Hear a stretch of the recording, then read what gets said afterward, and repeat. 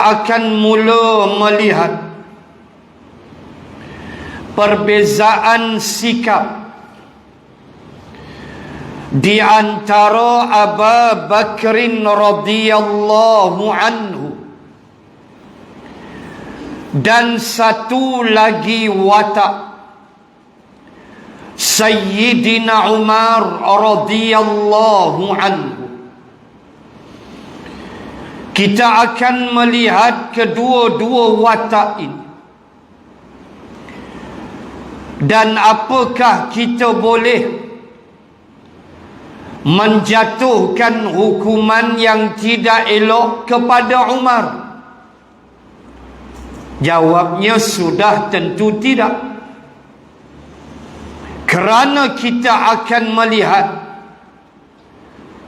kenapa Umar bertindak sedemikian dengan sudut-sudut perbahasan yang mesti kita faham dan mesti kita hadamkan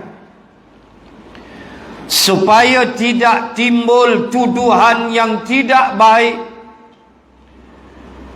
kepada generasi sahabat yang telah diradai oleh Allah Subhanahu wa ta'ala. Kemudian orang-orang musyrik, kita terus sambung bacaan. Kemudian orang-orang musyrik mengutus Suhail bin Amr. Akhirnya dia Islam radhiyallahu anhu. Ni waktu dia kafir. Suhail bin Amr diutus untuk mengadakan perdamaian dengan Nabi sallallahu alaihi wasallam. Sesi lepas kita baca dah bagaimana dikirim beberapa orang untuk berbincang dengan Nabi. Makalah sebelum Suhail ialah Urwah.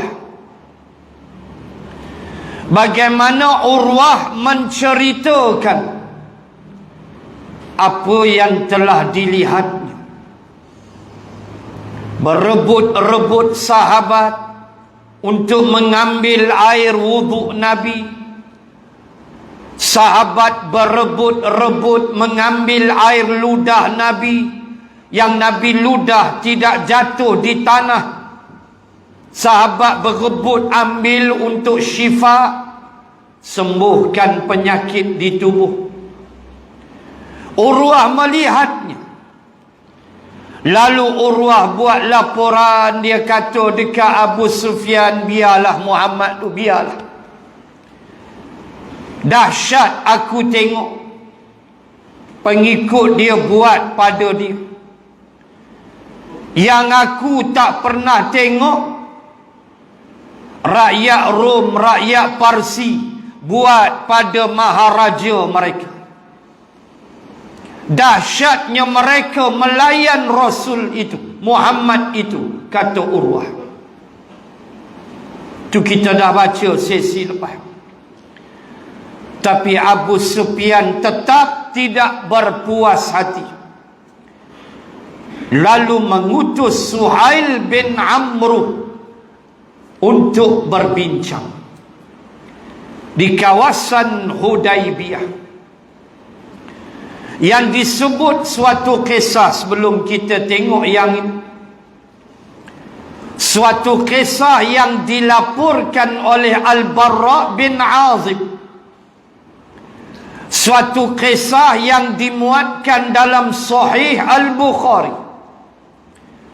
Satu kisah yang dibahaskan oleh Imam Ibn Hajar Asqalani di dalam kitabnya Fathul Bari. Kisah apa? Kata Al-Barra, di Hudaibiyah tu ada sebuah sumur perigi. Kami dah kehabisan air. Sumur tu pula kering. Telaga tu kering, kata Al-Barra.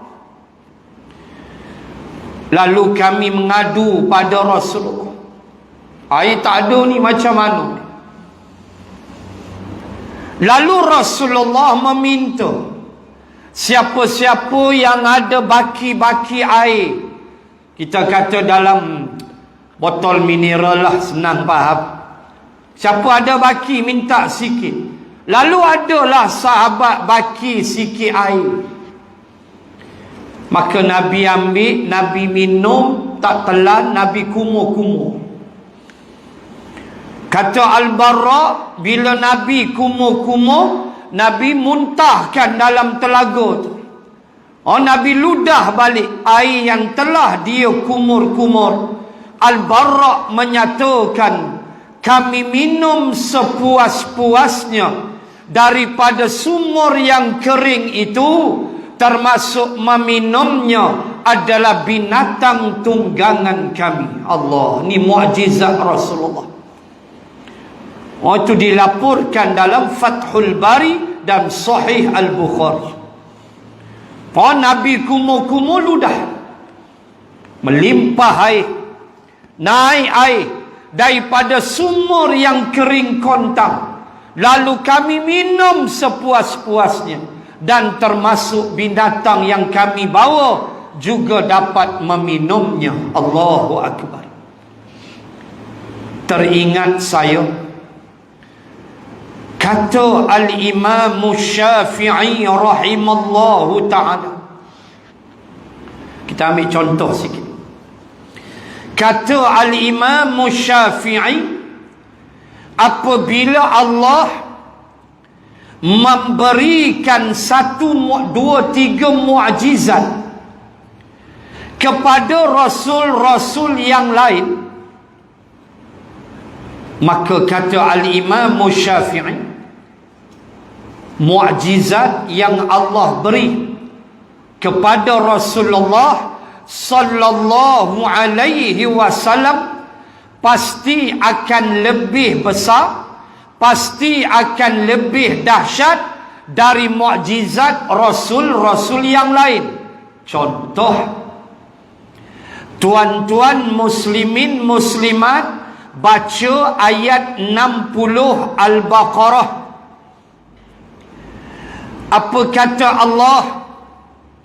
Wa idhistasqa Musa liqaumihi faqul nadrib bi'asakal hajar fanfajarat minhu 12 'ayna qad 'alima kullu unasim mashrabahum. Al-ayah. Kata Allah, ingat peristiwa bila Bani Israel minta air dengan Nabi Musa. Peristiwa berlaku di suatu tempat di semenanjung Sinai. Tempat bernama Padang Pasir Tih.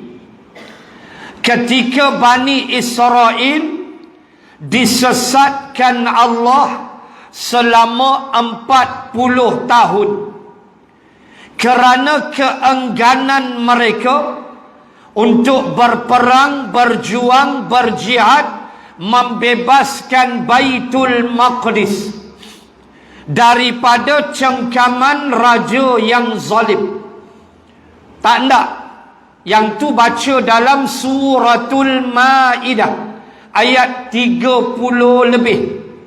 Kisah tu Allah Ta'ala sebut bagaimana ucapan biadab oleh Bani Israel ketika Nabi Musa dan Nabi Harun mengajak mereka berjuang, berjihad, membebaskan Baitul Maqdis daripada raja yang jahat. Allah merakamkan, Allah sebut dalam Al-Quran, Dalam suratul Maidah, tuan-tuan cek ayat 30 lebih. Mereka kata pada Nabi Musa, "Idhhab anta wa rabbuka faqatila inna hahuna qa'idun." Berkata mereka, "Pergilah kamu, wahai Musa, anta wa rabbuka, pergilah engkau dengan Tuhan engkau, faqatila, pergilah engkau dengan Tuhan kau, nak perang sangat, pergilah. Inna hahuna qa'idun, kami nak duduk-duduk saja di sini, nak relax, kena roti canai and the teh tarik and the rokok. Kami nak rehat saja, kami nak duduk-duduk sahaja. Apa berjihad, pergi mabuklah berjihad ni. Tu dia. Kamu nak perang, kamu pergilah anta wa rabbuka, pergilah dengan Tuhan kau. Kami tak mau pergi, kami nak duduk-duduk relax saja di sini. Allah sesatkan mereka 40 sanah, 40 tahun lama. Ayat Quran 40 tahun berlega, tak jumpa jalan keluar di padang pasir namanya Tih. 40 sanah. Tuan ingat 4 hari, 40 tahun bergelewang tak jumpa jalan. Itu yang Allah turunkan al-manna as-salwa, Allah hantar awan al-ghamam, wa zallalna alaikumul ghamam, kami kirim awan jadi payung lindung kamu. Padang pasir kan panas. Lalu mereka minta air. Tengok ayat 60 Al-Baqarah. Kata Al-Imam Syafi'i, mana boleh lawan Rasulullah. Apabila Bani Israel minta air, lalu Allah perintahkan ke Nabi Musa, faqul nadrib bi'asakal hajar, ambil tongkat, pukul ke batu. Tongkat pukul ke batu. Allahu Akbar. Ambil tongkat tu, pukul ke batu, famfajarat minhu 12 aina, nanti terbitlah, tengok Allah sebut, daripada batu itu 10 aina, 12 mata air. Batu hempuk dengan tongkat, 12 mata air. Tuan-tuan boleh ziarah, nama dia Uyun Musa, masih ada di Semenanjung sini. Pukul dengan batu tu, pukul tongkat tu ke batu, 12 mata air terbit. Kata Al-Imam Syafi'i, siapa hebat? Rasulullah. Rasulullah tak payah ketuk-ketuk, kumur-kumur ludah. Nak air kan? Kumur-kumur ludah balik dalam telaga di Hudaybiyah, melimpah air naik. Nabi Musa ambil tongkat, pukul batu. Allahu Akbar. Ni kata Al-Imam Syafi'i. Nabi Musa ambil tongkat, hentam laut, laut terbelah. Belah laut tu, faqul nadrib bi'asakal bahr, pukullah tongkat itu ke lautmu. Asy-Syu'ara ada, Al-A'raf ada. Lalu terbelah laut. Ambil tongkat, hentak laut. Rasulullah belah bulan. Rasulullah belah bulan. Tunjuk siapa hebat? Rasulullah. Allahu Akbar. Subhanallah. Baik, saya teringat kisah tu yang saya tambah sikit di Hudaybiyah. Baik, kisah air tadi. Sambung. Lalu hantar Suhail bin Amr. Nabi bila tengok Suhail datang, apa kata Nabi? Nabi kata, jadi mudahlah, jadi mudah. Mudahlah, jangan bimbang. Nabi kata. Sebab apa? Sebab Nabi kata nama dia Suhail. Tengok Rasulullah punya baca. Suhail, Sahlun. Sahlun apa? Mudah. Arab kata Sahlun. Sahlun tu mudah. Su'bun, susah. Su'bun payah, susah. Sahlun senang. So nama dia Suhail. Nabi kata lepas ni beres, senang, jangan bimbang. Sebab yang datang tu Suhail. Nama pun senang dah. Memang senang lah. Nabi kata jangan kita risau. Allah, akhirnya Suhail menerima Islam. Alhamdulillah. Ni waktu dia masih kafir. Baik. Sementara itu Abu Bakrin radhiyallahu anhu mendengar apa yang disetujui oleh Rasulullah dari permintaan orang-orang kafir, sekalipun dalam perdamaian ini ada beberapa ketidakadilan terhadap kaum muslimin. Perenggan pertama, pengarang kitab sebut bagaimana tenangnya Abu Bakrin ketika dia mendengar butir-butir perjanjian antara jurutulis Rasulullah Sayyidina Ali radhiyallahu anhu dengan wakil musyrikin Suhail bin Amru, akhirnya Islam radhiyallahu anhu.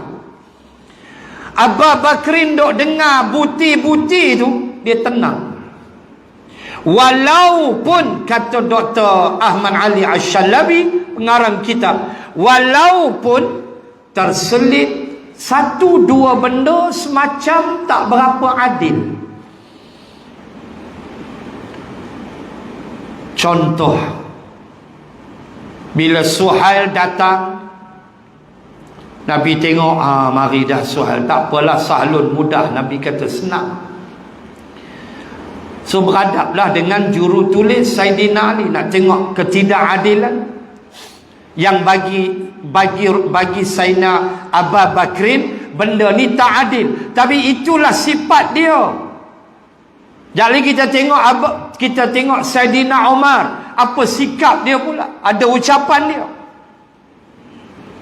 Abu Bakrin dia dengar sebutir-sebutir, walaupun tak berapa nak sedap pada dia, tapi dia tak cakap banyak, dia terima.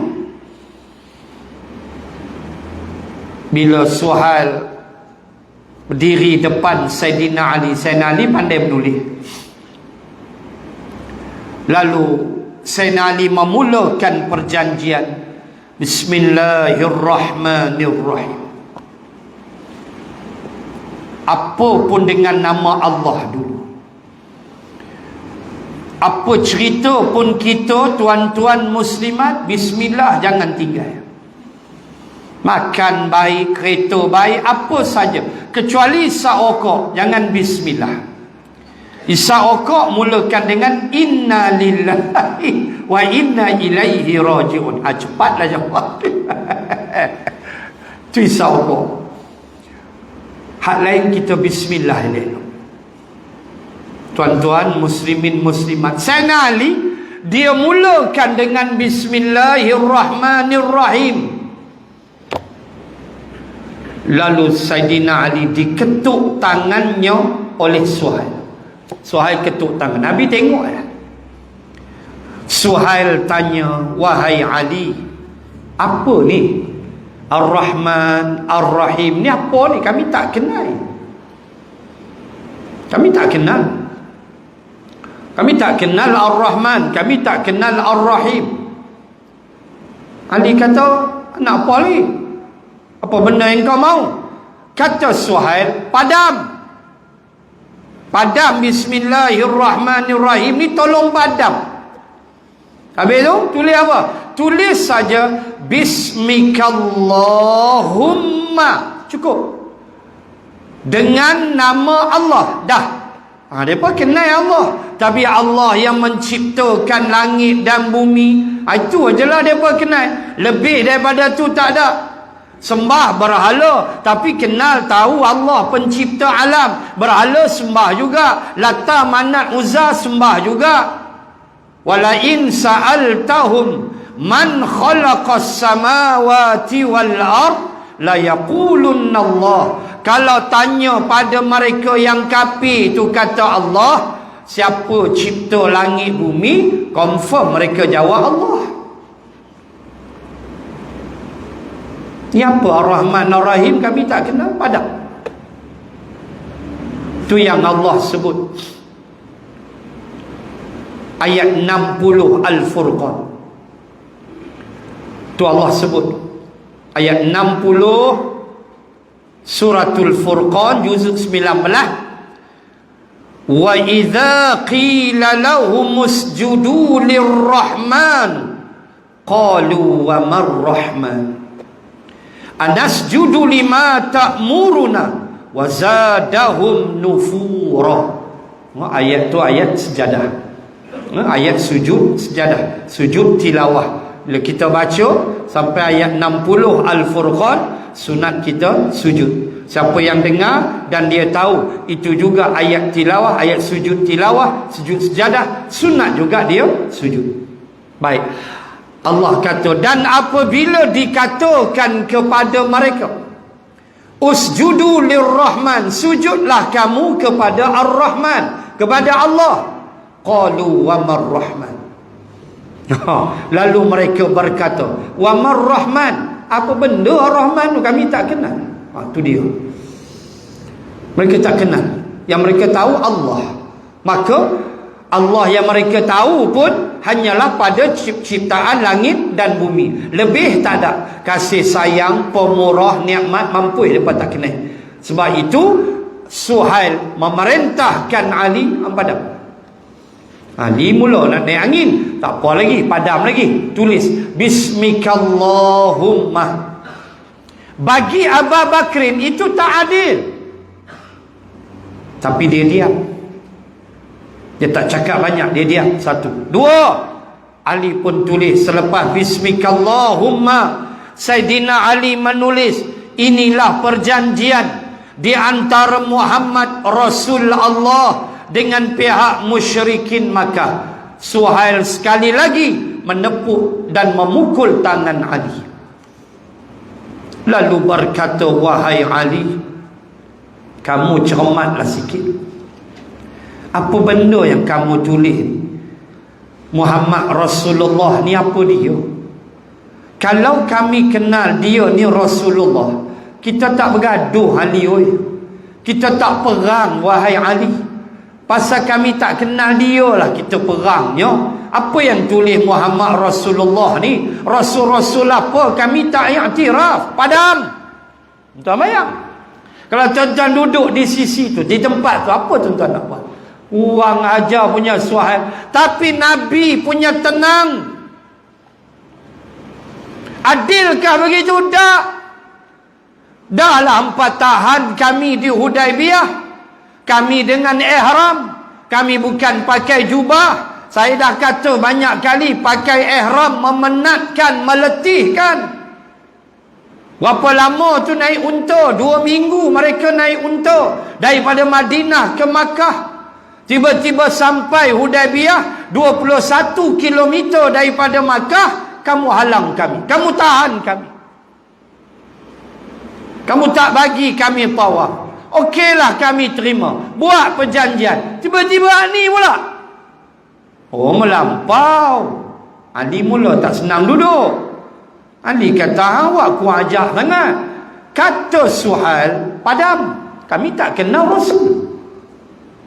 Kalau kami kenal Rasul, kita tak perang lah. So kami tak kenal. Padam. Tu yang kata hikmah. Maaf, kata Sayyidina Umar. Sayyidina Umar kata, seseorang itu menjadi musuh kepada benda yang dia tak tahu. Itu ucapan Umar. Dia akan jadi musuh pada benda yang dia tak tahu. Dia tak kenal Allah, dia tak kenal Rasulullah, dia jadi musuh. Wal'iyadzabillah. Itu yang kena ada ilmu. Lalu kata Suhail padam, mengikut riwayat Ali sudah hilang pertimbangan. Ali tak mau padam. Maka mengikut riwayat Rasulullah, tanya Ali, mana tu? Mana kalimah Rasul? Nabi tak boleh baca. Nabi tak boleh baca, Nabi tak boleh tulis. Itu mukjizat. Mana dia tunjuk? Nabi minta, Ali tunjuk, Nabi padam. Mengikut satu riwayat. Maka kata Ali, Suhail. Mak kata Rasulullah, Suhail, nak tulis apa? Cakap, kami ikut. Abu Bakrin tengok, dia dengar dengan tenang. Yang Omar dah hilang dah, jalan dah tak ketahuan dah, kaki dah mula terajang angin dah. Jadi kita tengok ucapan Omar. Tulis apa wahai Suhail? Suhail kata, tulis Muhammad bin Abdillah. Kami kena yang tu. Tulis, inilah perjanjian di antara Muhammad bin Abdillah dengan pihak Quraisy Makkah. Tulis. Ali padam, Nabi padam tadi, Ali tulis Muhammad ibn Abdillah. Ali dah bengang dah. Okey, Suhail kata Nabi, cakap apa nak?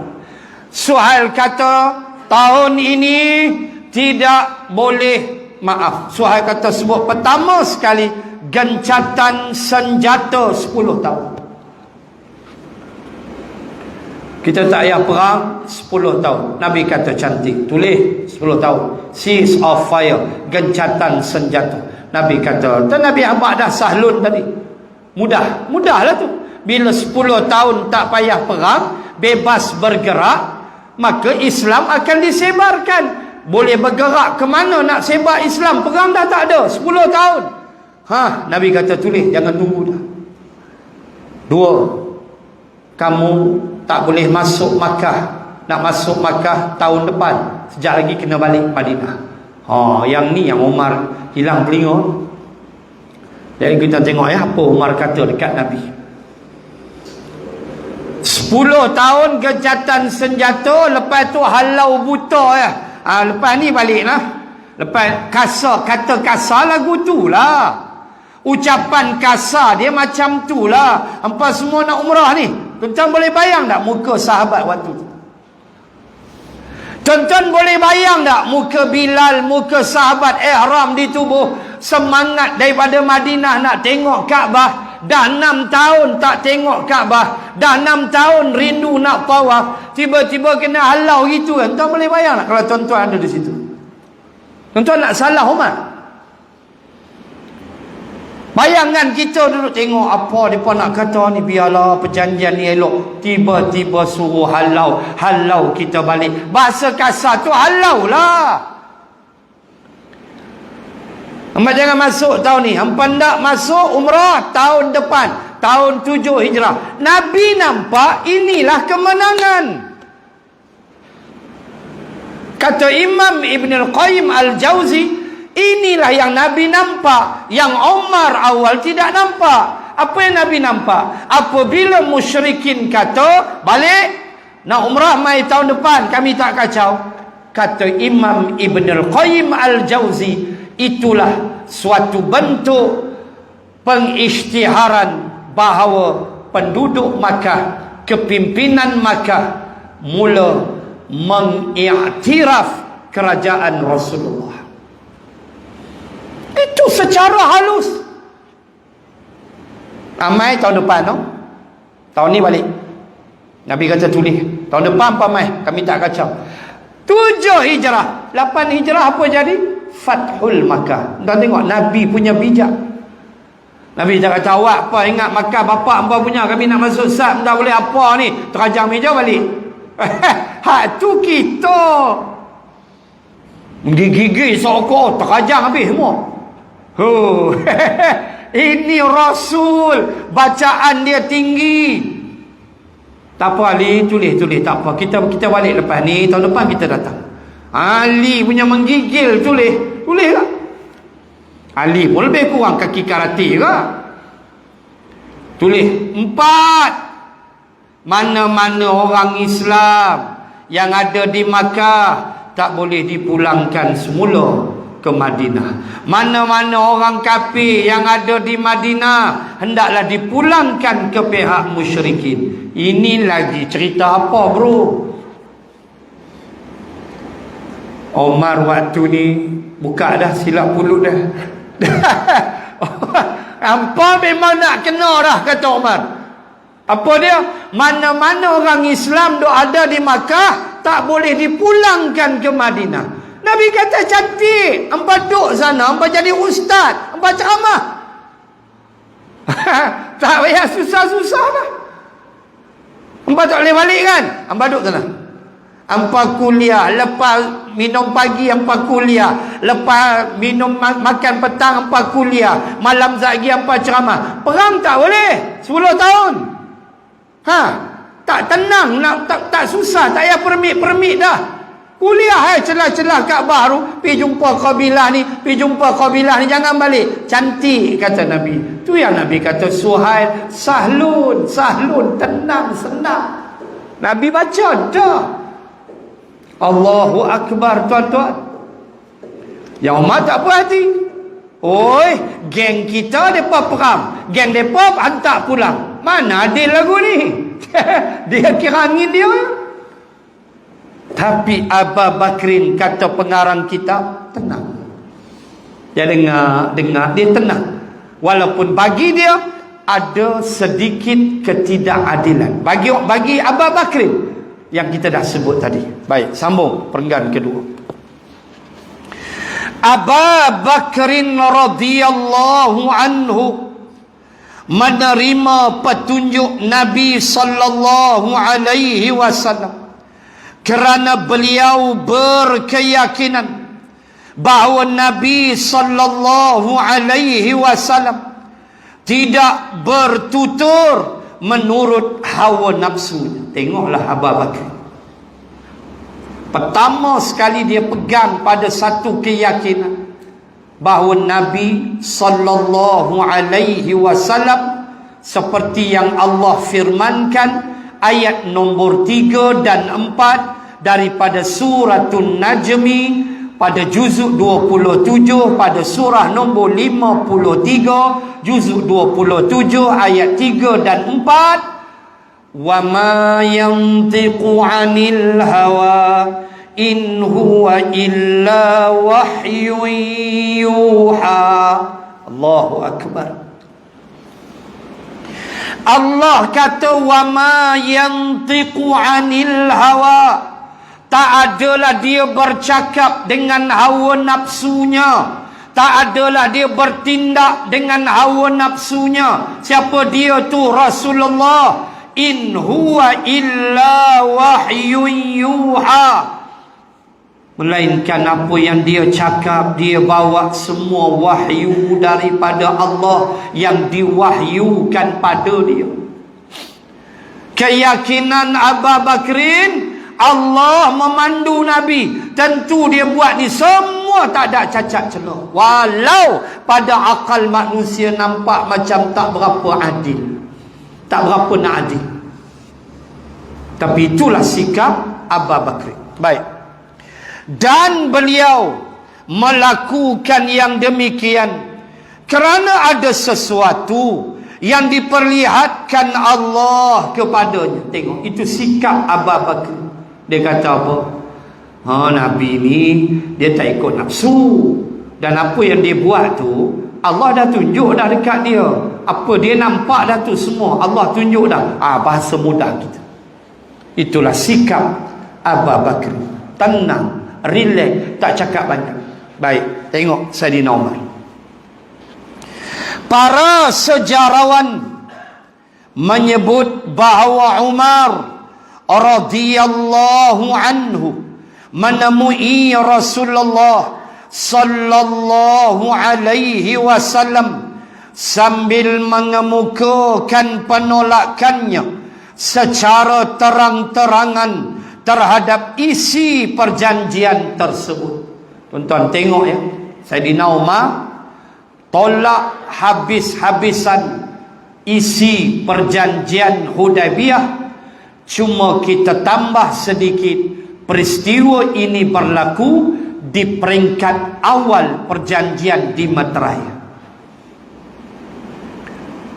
Setelah Umar balik ke Madinah dan Umar mula melihat, apatah lagi ketika Nabi sampai saja di Madinah daripada Hudaibiyah, Allah menurunkan firman-Nya, inna fatahna laka fatham mubina. Allah menurunkan suratul Fatah ketika Nabi dekat nak sampai Madinah ketika pulang dari Hudaibiyah. Kata para ulama, gembiranya Nabi bila Allah turunkan ayat itu dengan gembira yang paling dahsyat sekali. Tersenyumnya Nabi bila surah itu dibaca oleh Jibril dengan suatu senyuman yang cukup puas, bahawa taulah Nabi masanya tidak lama. Kata Imam Ibn Al-Qayyim, perjanjian Hudaibiyah itu adalah pintu kepada Fathul Makkah. Pintu masuk untuk ambil Makkah ialah Hudaibiyah. Kata Imam Ibn Al-Qayyim Al-Jawzi, Nabi tersenyum, Nabi gembira bila inna fatahna laka fatham mubina liyaghfira lakallah al-ayah. Seronok Nabi, senyum Nabi. Omar kata, bila aku pulang ke Madinah dan aku melihat bahawa benarnya Hudaibiyah, bukan Omar menentang tu, tapi sikap dia, ketegasan dia. Kejap lagi kita tengok ucapan dia yang lain.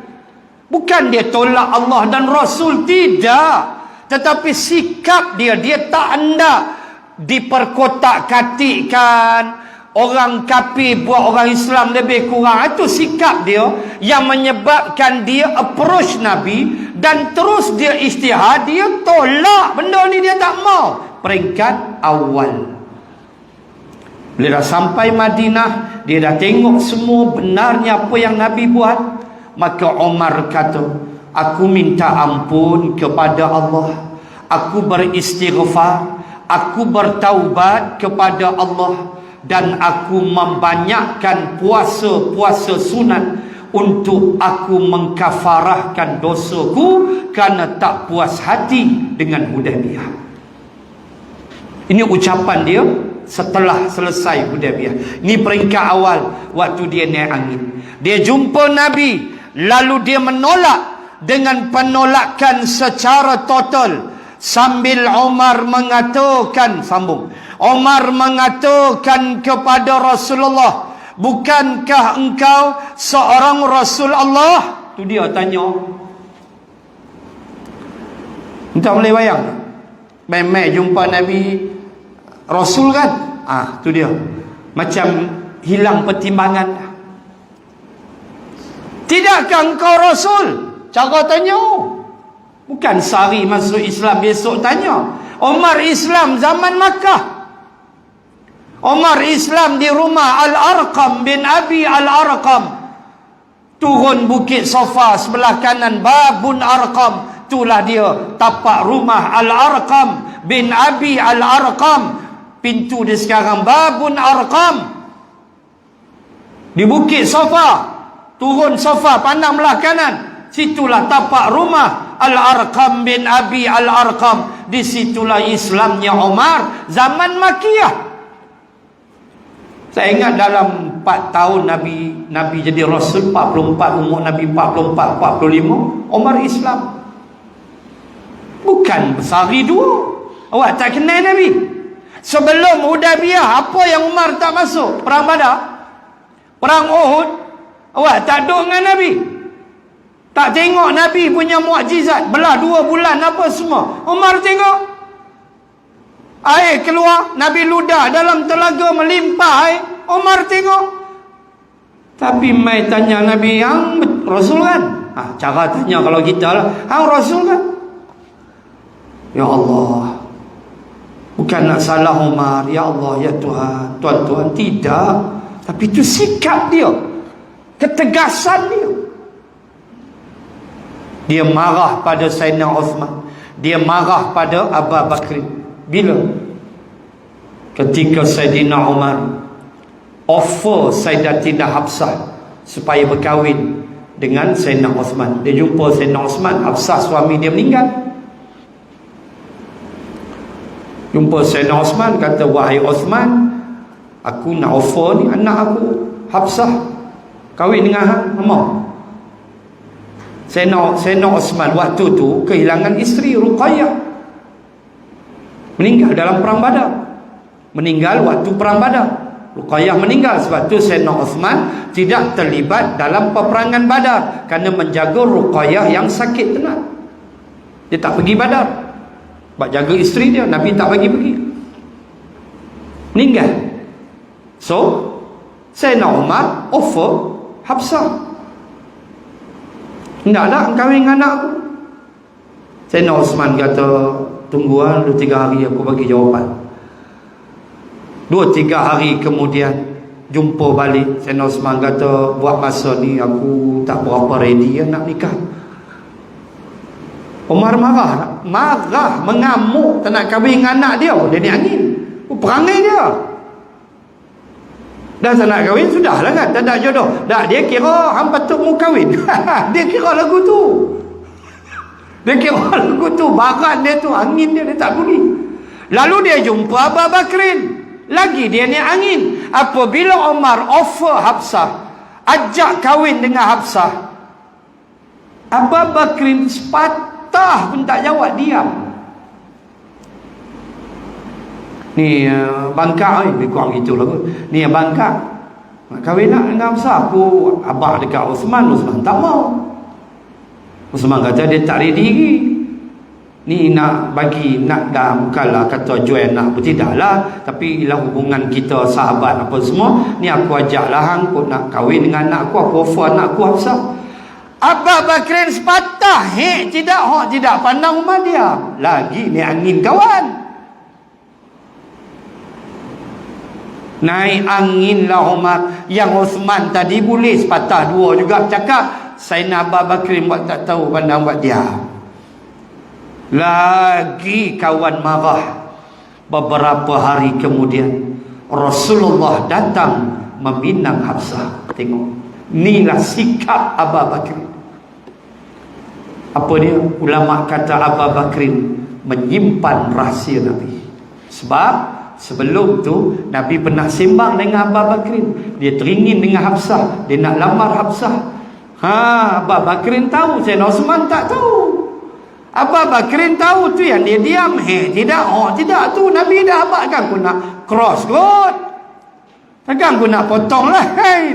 Aci apa nak boleh lagu tu Rasul. Dia dah abad dekat aku dah. Beberapa hari kemudian Rasulullah melamar Hafsah. Lalu 2-3 hari kemudian Abu Bakrin jumpa Umar. Umar Maisat, ya bangka, hari itu amarah aku kan? Amarah aku kan? Dia marah sungguh kan? Saya bangka diam tak kata apa. Lah marah aku lagi dah? Ada. Lah hantar apa jawapan kan? Tahu. Duduk diam. Itulah Abu Bakrin yang menyimpan rahsia Nabi. Ulama bahas bab ni dengan menyebut sifat Abu Bakrin. Dia tak buka rahsia Nabi. Tak ada dia abad kau mah. Tak ada lah, aku bukan tak mau. Siapa yang tak mau? Tapi itu dia Nabi abad dah. Tak. Dia tak abad, dia diam. Dia jaga rahsia Nabi. Kita menyimbang tak ni ustaz dengan abad orang ni rahsia. Ini rahsia. Dia abad dah kita. Itu rahsia Melayu. Kan? Ni rahsia kita berdua Ustaz dengan abang orang rahsia. Ya apa dia? Rahsia apa? Kawan apa abang? Rahsia tek kucing. Kita pula jumpa adik-adik. Ni rahsia adik-adik tahu jangan dua abang orang. Nah rahsia. 20 orang tahu rahsia apa? Itu Abu Bakrin. Umar dia tak peduli. Dia tanya Nabi, tidakkah engkau Rasulullah? Ini Rasul kan? Cara tanya tu tak boleh bayang. Dia punya marah lagu mana. Baik, sambung sikit. Rasulullah menjawab, ya benar. Lalu Umar bertanya, bukankah kita ini kaum muslimin? Rasulullah menjawab, ya. Tidakkah engkau Rasul ya Rasulullah? Ya, aku Rasul. Tidakkah kita ni orang Islam yang Allah tinggikan? Bukan gitulah maksud dia. Nabi kata, ya. Baik. Umar bertanya, bukankah mereka itu orang-orang musyrik? Tu Suhail tu mewakili orang-orang yang mensyirikkan Allah. Akhirnya Suhail Islam. Ni waktu kafir. Mereka tu orang musyrik. Tidakkah mereka musyrik? Menyembah berhala, syirik kepada Allah. Rasulullah menjawab, ya benar. Mereka itu orang-orang musyrik. Lalu Umar berkata, lantas mengapa kita rela agama kita direndahkan? Tu yang dia marah. Bahasa kita, dah kita orang Islam, sembah Allah, kekuatan kita dengan Allah. Mereka tu musyrikin. Awak pergi terima perjanjian bodoh ni lah. Lagu tu lah. Terasa orang Islam direndah-rendahkan. Tak boleh masuk Makkah. Awak, kami ni orang asing ke? Orang Yaman ke? Kami ni asal Makkah. Kami lahir Makkah. Awak tak boleh kami tawaf. Sayyidina Umar pun sembah berhala dulu. Sayyidina Umar pun ada berhala di tepi Kaabah. Bukan dia orang asing. Kenapa kita direndah-rendahkan? Oh, orang kita tak boleh hantar pulang balik Madinah. Orang mereka tak boleh hantar balik ke Makkah. Apa ni? Halau kita buta tak boleh buat umrah tahun depan pula mai. Kenapa direndah-rendahkan kita? Umar melihat ini pada peringkat awal. Saya sebut dah tadi peringkat awal. Dia tak boleh. Umar dia lain sifat dia, tuan-tuan. Dia, saya pernah sebut, Umar memang begitu kasar dia. Umar pun sendiri pernah sebut dalam satu khutbah dia. Dia pernah menjelaskan kenapa dia begitu tegas, kenapa sikap dia. Itu kan Nabi sebut dalam hadis, sahabatku yang paling tegas ialah Umar. Hadis sahih Muslim. Dan Umar pun mengaku, kamu nak tahu tak, kata Umar, waktu tu dia khalifah, dia beritahu dekat sahabat, kamu rasa aku kasar, aku keras? Yalah, kata Umar, aku nak beritahu, aku dulu bukan gembala kambing, aku gembala unta. Hampa gembala kambing, aku gembala unta. Aku jaga unta. Dan gembala unta aku di Makkah, aku gembala unta atas bukit. Atas bukit. Bila unta aku hilang, lari, maka bila nak balik, ayah aku akan periksa unta tu cukup tak cukup. Kalau 20 ekor hari tu tengok tinggal 19 ekor, seekor lagi hilang, lari. Ayah aku tak cakap banyak dah. Dan aku pun tahu hukuman dia, kata Umar. Aku akan panjat bukit tu, aku akan berdiri, dan ayahku akan terajang aku daripada belakang. Aku akan berguling-guling jatuh di bawah bukit. Ayah aku panggil aku naik balik. Berkialah 10 kali, 15 kali aku menerima hukuman itu. Ayah aku akan terajang aku daripada atas bukit. Itulah pendidikan aku, menyebabkan aku jadi keras dan kasar. Itu ucapan Umar. Sahabat faham. Cuma Umar menyuarakan rasa hati dia dalam salah satu isi khutbah dia. Itu Umar. So, kata para sahabat, kata ulama, kita tak boleh kata, itu memang sifat dia. Abu Bakrin tenang aja. Sebab itu waktu Nabi sakit, siapa jadi imam? Abu Bakrin. Nabi tak point kepada Umar Al-Khattab. Walaupun hadis tu dipertikai. Ada yang kata hadis ni dhaif. Apa dia?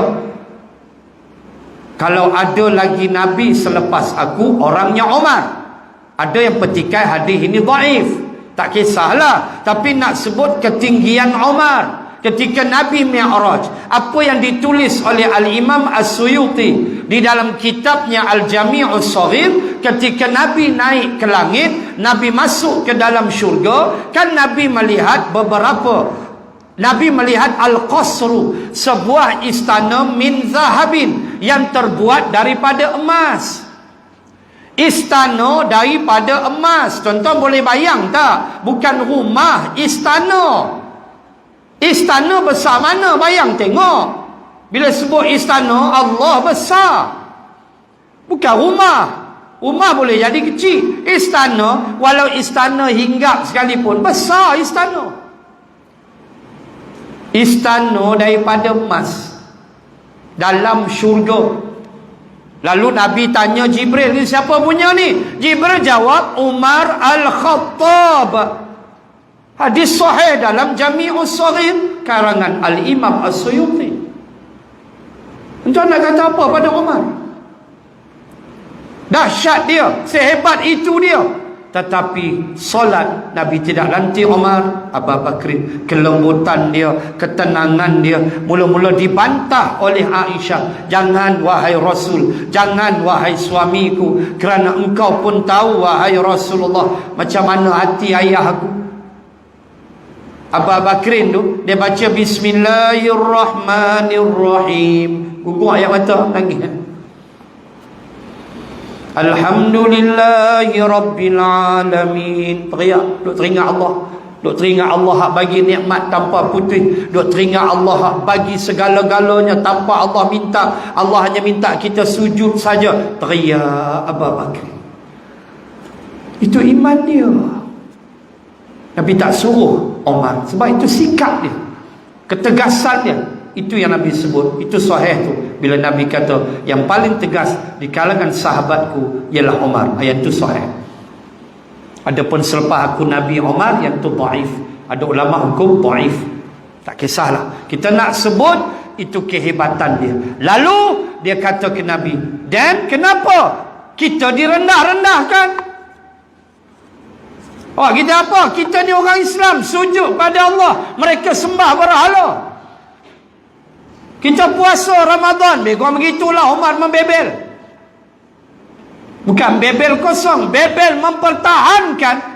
Bagi dia, umat Islam, sahabat, jangan dibodoh-bodohkan begitu. Itu bagi dia. Tidak bagi Rasulullah, tidak bagi Abu Bakrin. Allah, nanti tengok jawapan Nabi kejap lagi. Nah, ini Umar. Kenapa kita direndah-rendahkan? Boleh halau kita begitu, panik begitu. Awak Makkah, pak mereka punya. Aku lahir di Makkah, aku beranak, membesar di Makkah. Umar hebat pemimpin Makkah. Siapa berani dengan dia? Dia tampar begitu aja. Orang yang tubuh dia besar. Saya pernah sebut tinggi Umar 3 meter 9 kaki. Sayyidina Umar 9 kaki, tuan. Ada riwayat sebut kalau dia lompat ikut suka lompat unta, dia tak ada pelan-pelannya, dia lari-lari, dia lompat, unta tu kira syahid dah, terduduk terus. Yang kata Umar tinggi dia 3 meter 9 kaki. Saya 5 kaki 7 inci, 2 kali saya lah, senang faham. Ya Allah ya Karim, tinggi manusia, badan 4 segi elok, paf badan dia tu. Sayyidina Umar, tuan pergi ke Istanbul, Turki, tuan-tuan masuk Museum Topkapi, tuan-tuan boleh tengok pedang Sayyidina Umar tinggi mana. Kita tengok panjang pedang dia tu, astaghfirullahalazim, astaghfirullah, mengucap istighfar kita menengok panjang pedang dia tu. Lepas tu duk fikir balik 9 kaki sesuai lah. Kalau kita Melayu pegang tu jatuh tertikam sendiri. Tak dan perang. Sebab saya isap okok, dia tak kuat. Pegang-pegang tu jatuh. Pegang tu jatuh, tu saduk sembang lah. Allah. Inilah Umar Al-Khattab radhiyallahu anhu, hebat manusia. Sampai dia kena tikam kalam dia. Antara dia tanya mula-mula selain solat, dia tanya, siapa tikam ayah? Di pangkuan anak dia Abdullah bin Umar, siapa tikam ayah wahai anak? Anak dia kata Abu Lu'lu'ah Al-Majusi. Mana? Orang Iran, orang Parsi. Dengar-dengar Abu Lu'lu'ah, Umar kata Alhamdulillah. Ulama bahas, kenapa Umar menyebut Alhamdulillah bila dengar nama Abu Lu'lu'ah yang tikam dan bunuh dia? Sebab kata ulama, Umar bersyukur kerana orang Madinah tak bunuh dia. Sebab bila orang Madinah tikam dia, bermakna Umar merasakan dia masih belum adil kepada rakyat dia. Itu dia. Sebab tu dia kata Alhamdulillah, bukan orang Madinah. Makna orang Madinah puas hati dengan Umar. Allahu Akbar. Muslimin dan muslimat, Umar menyatakan kemarahan dia, ketidakpuasan hati dia. Sama sikit.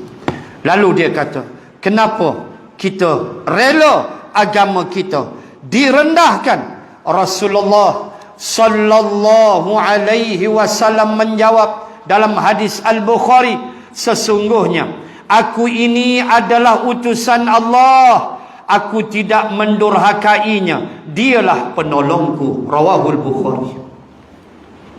Nabi kata, Umar, aku ni utusan Allah, Umar. Allah tu tolong aku. Aku, kata Nabi, tidak akan mendurhakainya. Maknanya, aku takkan pandai-pandai buat keputusan macam ni. Wahai Umar, aku takkan pandai-pandai untuk terima keputusan ini. Wahai Umar, semuanya atas penolongku Allah Subhanahu wa ta'ala. Makna Nabi bertindak atas panduan wahyu nur ilahi yang membimbing Nabi sallallahu alaihi wasallam, yang di peringkat awal Umar semacam tidak dapat melihatnya. Di atas marah dia, bukan marah tak pasal-pasal, sebab dia tak nak orang Islam diperbodoh-bodohkan. Itu poin dia. Dia tak nak orang Islam, sahabat-sahabat dia yang ikhlas berjuang tu, yang miskin, bukan semua kaya, yang pergi Badar dengan pelepah tamar, yang pergi Badar bulan Ramadan puasa, berjalan kaki, tentera berjalan kaki daripada Madinah ke Badar 168 km, perut lapar, bawa pelepah tamar, bawa serban koyak nak lawan Abu Jahal. Omar dia baca habis semua tu, dia tak nak sahabat-sahabat yang mulia ni dibodoh-bodohkan. Tu poinnya. Bukan dia lawan Nabi, tak, jangan fikir begitu. Dia tak mau sahabat-sahabat dia yang Allah redha, yang terburai isi perut dalam perang Uhud, yang ada yang hancur tapi tak syahid. Itulah Talhah bin Ubaidillah. Luka 70 luka di tubuh dia. Talhah putus jarinya dalam perang Uhud, sehingga Talhah ketika jarinya dipotong oleh musuh, Talhah menjerit, aduh sakitnya. Ketika pedang merembat jarinya, Nabi mendengar suara Talhah. Talhah kata, aduh sakitnya. Lalu selesai Uhud, Nabi kata, wahai Talhah, sekiranya engkau menyebut Allah ketika jarimu dipotong, Allah, nescaya malaikat akan melambungmu ke udara. Malaikat ambil lambung, lambang satu bentuk kehebatan. Begitu. Habis tuan-tuan, mau perang, mau tak sakit, kita kena pisau jatuh dah. Mau tak Talhah 72 kesan-kesan luka di tubuhnya, sehingga Abu Bakrin berkata, kamu jangan lupakan Talhah ketika kamu membicarakan Uhud, kerana Uhud milik Talhah bin Ubaidillah. Sampai tahap tu Abu Bakrin dahsyat. Dia tak syahid, Allah tak izin. Sampai dia pengsan, berbantalkan kaki Nabi. Waktu kena panah, kena tikam apa semua, dia jatuh, dia peluk kaki Nabi sebelum Nabi dibawa lari. Sebelum Nabi dibawa lari ke gua. Allah, itu Talhah, hebat dia. Maka Omar tak mau tengok sahabat-sahabat yang hebat ni dibodoh-bodohkan, dibuat lebih kurang. Itu yang dia marah, bukan dia membentak Rasulullah sallallahu alaihi wasallam. Baik. Dalam sebuah riwayat, beliau mengatakan selepas hari raya, lepas raya, tak ada sini. InsyaAllah sambung lepas hari raya. Hari raya hari Selasa, awal dah hari raya Selasa kan, 1, 2, 3, 4 ke 4 bulan tak silap. So tengoklah, nanti kita bincang tengok bila kita nak start kuliah. Kita nak sebut bulan depan kita datang insya-Allah tazkirah Ramadan, insya-Allah. Tengoklah SOP, mudah-mudahan 1 April ni kita boleh rapat balik saf. Biasalah semua itu atas Majlis Agama Islam Negeri, sebab agama tertakluk di bawah sultan setiap negeri. So kita tunggu saja SOP terbaru daripada MAIK, daripada JAID, tunggu saja insya-Allah. Saya yakin yang terbaik yang akan kita dapat. Bazar Ramadan pun dah dibenarkan, insya-Allah tahun ni ada bazar, insya-Allah. So bazar ada Tarawih ada insya-Allah, tazkirah pun ada insya-Allah, mudah-mudahan. Rapat balik saf, kita boleh semayang rapat. So kita nak tengoklah hak duk riuh rendah dalam Facebook, duk kata lah semayang jauh-jauh ni semua sunnah PBB. Boy, tulis tu kemas sunnah PBB bunyi pun. Mana ada Nabi ajar semayang topeng-topeng ni jauh-jauh ni. Kita nak tengok muka puak-puak ni rapat dah sah apa nak mai ke tak mai. Sepak pun kuat baru tahu. Orang hajar betul, sembang deras pada mufti puak-puak jenis ni. Dah rapat sah pun duk isap rokok di kedai. Tuan-tuan muslimin muslimat, mudah-mudahan Allah memudahkan urusan kita. InsyaAllah kita jumpa nanti tazkirah Ramadan insyaAllah ta'ala. Sekadar itu dulu, dan kita sambung kita selepas hari raya insyaAllah ta'ala. Wallahu a'lam. Ada satu pengumuman, kita nak umum infak derma untuk kebajikan, untuk lajnah tarbiyah dan lajnah-lajnah yang ada, lajnah kebajikan, untuk kita bantu program-program jamaah dan sebagainya. Bismillahirrahmanirrahim. Alhamdulillahi rabbil alamin. Assalatu wassalamu ala rasulillah wa ala alihi wa sahbihi ajma'in. Allahumma zidna ilman warzuqna fahman. Allahumma rzuqna fahman nabiyyin wa hifzal mursalin. Allahumma ij'al jam'ana hadha jam'an marhuma wa tafarruqana min ba'dih tafarruqan ma'suma. Wa sallallahu ala rasulillah wa ala alihi wa sahbihi wa baraka wa sallam. Walhamdulillahi rabbil alamin. Subhanakallahumma wa bihamdik, nashhadu an la ilaha illa ant, wa nastaghfiruka wa natubu ilaik. Wallahu a'lam. Assalamualaikum warahmatullahi